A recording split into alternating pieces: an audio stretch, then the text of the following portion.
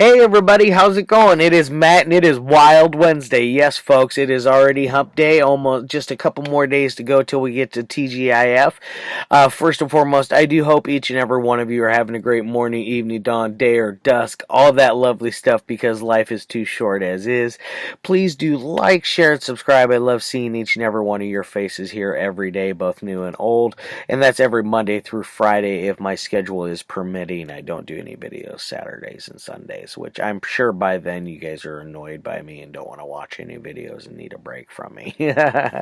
Anyways, but also look in the description box for more information on the daily film, such as your brief synopsis, your starring cast, your director, the runtime of the cut I am watching, along with an MPAA rating if there is one that exists, some trivia, and there will also be a link for either a trailer or a scene in a movie.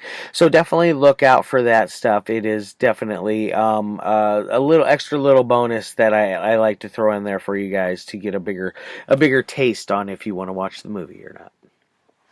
Now that we got all that stuff out of the way, let's get on to the film of the day. All right. This one came out all the way back in 1982, so it is 38 years old now, and it is none other than 1990, The Bronx Warriors, directed by Enzo G. Castellari. Castellari. Yeah, I think I got that right. But anyways, fun movie. This is from Blue Underground, by the way. Got the little label there. This is a Blu-ray DVD combo pack. This came out back in, I think, 2015, so it's a little dated. Like I said, you got the Blu-ray and you got the DVD, both standard issue pressed. As far as there is no reversible artwork, but you do get a nice little chapter index, and you get to see our main cast in there, which is kind of nice. You know, at least you have something to look at. A lot of companies, not saying any names, but they'll keep that blank inside, and it's lame. Give us something to look at least. Now, as far as special features go on this one, it's got a couple of interviews on here. A really good one with the director and the producer, I believe, is who it is. Yes, Fabrizio De Angles, both him and Enzo G. Castellari do have a nice little discussion about working on 1990 The Bronx Warriors and working with Mark Gregory. I almost said Mark Anthony, wrong guy. Mark Gregory, and how they located him as an actor, and then how they became so close with a lot of the crew and people that were around in the area where they were filming, because they really did film parts of this in the Bronx in some rough areas, and during that whole interview they talk about. During the interview, at one point they talk about going to meet the Hells Angels in the neighborhood and basically bribing them to keep law and order in the area so that they didn't have to rely on the police, which already weren't coming into the area as much as is. Much like in our movie Bronx Warriors, they have just a difficulty getting the police to do anything where they're at. One of those kind of things. It's a really cool interview. And then there's another one on there with I believe it's Paolo Ricci. I believe that's how it's pronounced. Paolo Ricci. Enzo goes and visits his a special effects studio, and it is very cool. He shows us a lot of his prop gags that he has there, from everything from like a fake watermelon to dummy knives to how to hang, the harnesses for hanging somebody, just all kinds of different things that are there. It is a very, very fun a little interview or segment.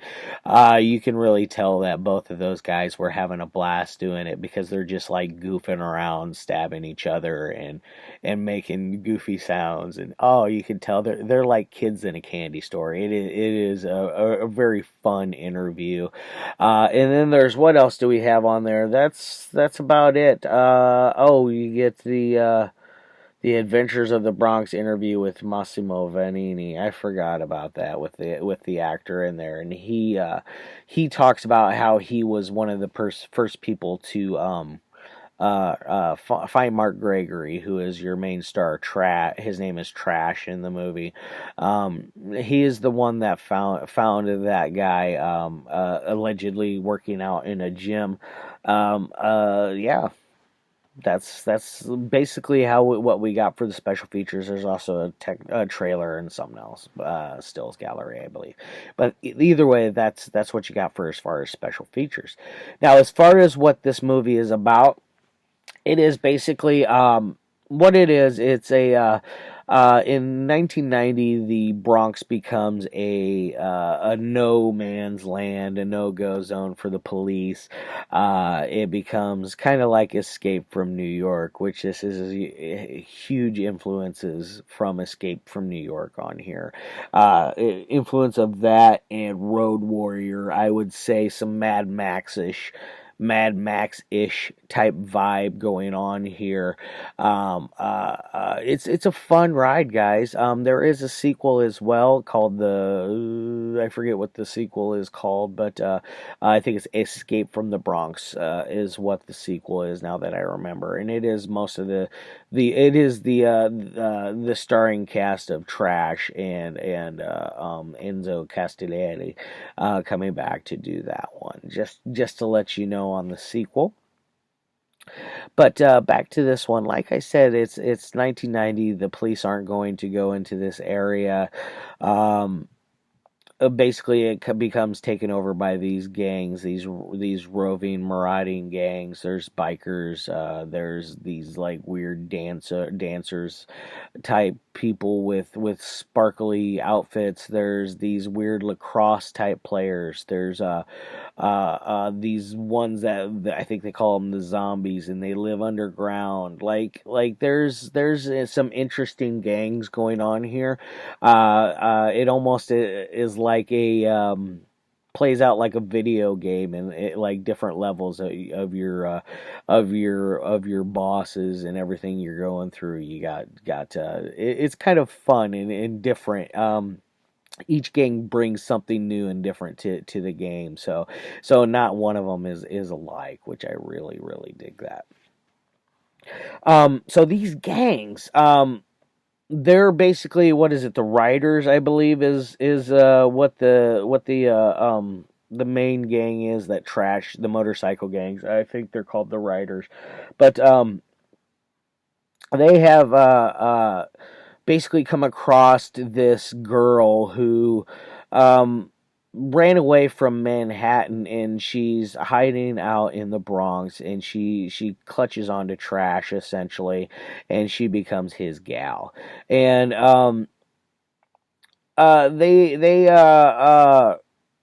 they quickly find out that her father runs a corporation in the city of Manhattan, that is one of the biggest arms traders in the entire world.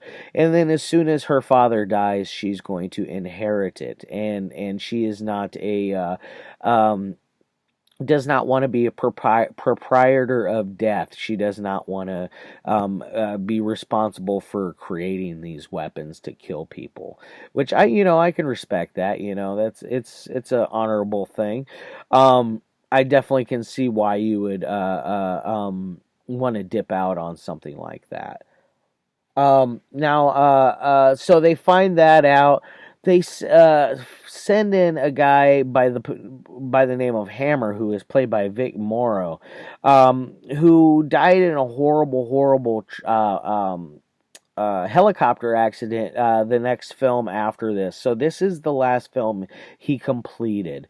So do keep that in mind. It is it's kind of sad seeing it, but he plays such a hard ass and a badass in this movie. It's cool. At least he went out with a glory a shooting. He went out in blaze of glory. Jiminy crickets. But either way, this is Vic Morrow's last completed film, so they say. And then we got Christopher Connelly in here. Fred the Hammer Williamson is the leader of the Tigers, which is the probably the biggest rival to the Riders, and they are run by Fred the Hammer Williamson, and he is called the Ogre. Essentially, so what happens is our Bronx Warriors, our riders, need to get to the Tigers, but they have to go through all these other different gangs to get there. It's almost like the movie The Warriors as well, where they're trying to get home from get back to their area of New York without being stopped and killed by rival gangs. And the rival gangs are cheesy and hokey like they kind of are in the Warriors. It's fun. I dig it. It's one I recommend to any of my fans of Italian action with a little bit of grit and grime to it. Definitely check this one out. This one's for you. So, you got a basic synopsis there. They send in this killer. They spend the rest of the time trying to get away from him and trying to make it across the city to get to Ogre and the Tigers. So that is pretty basic. It is what it is. There's no like crazy little plot twists or anything like that.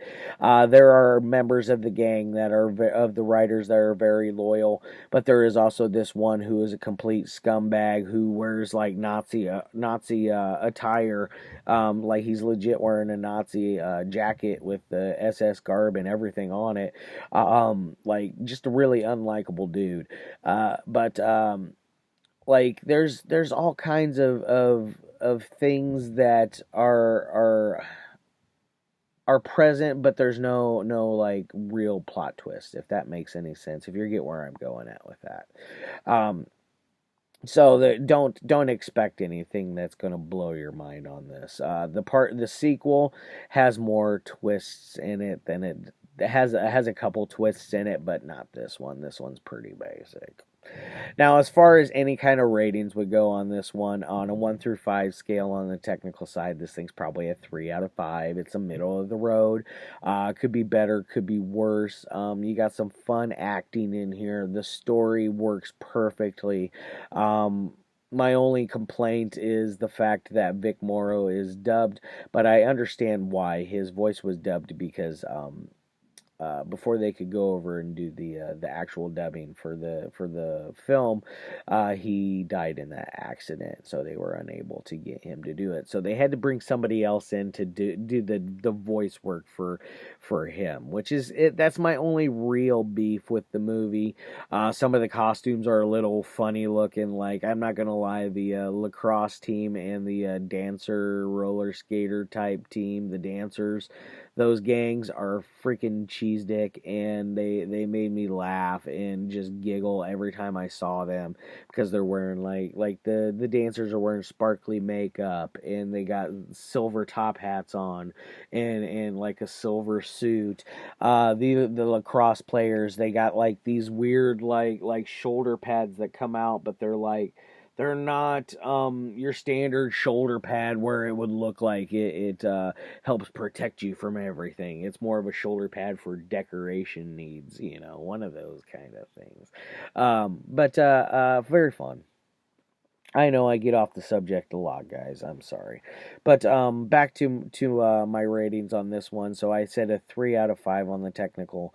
As far as a entertainment side goes, this is a 3 out of 5 as well. This is like a 6 out of 10, 5 out of 10 kind of movie, middle of the road. A little, I'd say just a pinch above above average. It's not anything that is going to be a game changer, not by any means, but it is a different way of viewing Escape from New York in ways, or just any kind of Italian ripoff. This is one of my favorites to suggest. All right, guys, I'm going to get the hell out of here. I cut it a little shorter than usual. I didn't have a whole lot to really extra to say about this film, other than it's fun, it's awesome, and I hope you guys all check it out. Tomorrow, I'm not sure what I'm going to be reviewing, but I know Friday for sure is going to be an awesome one from Ronin Flicks. I am very excited for that one. I was going to do it last week, but, things happen. Anyways, love your faces.